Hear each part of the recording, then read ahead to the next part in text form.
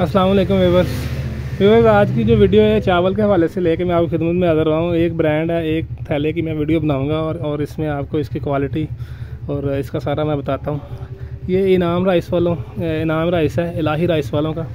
ये इनका बैग है 25 किलो वाला ब्लू कलर का। 11-21 कायनात डबल स्ट्रीम चावल है ये इसके और भी कंपटीटर हैं, जैसे और ब्रांड हैं, उनका मैं नाम नहीं लूँगा। वो जितनी भी उनमें क्वालिटी हैं उनमें सबसे ये ज़बरदस्त चावल है।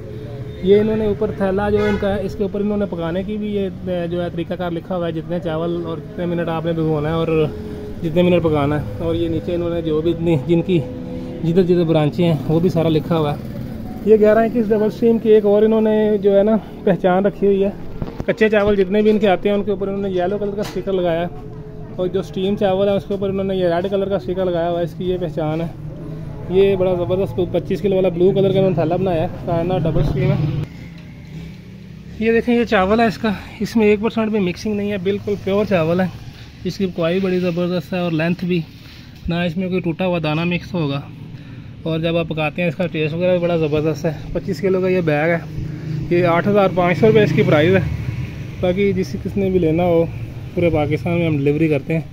तो मैं अपना रब्ता नंबर वीडियो में दे दूँगा डिस्क्रिप्शन में, आप उधर से मेरे साथ रब्ता कर सकते हैं। बाकी इंशाल्लाह नेक्स्ट वीडियो में मुलाकात होगी। अल्लाह हाफिज़।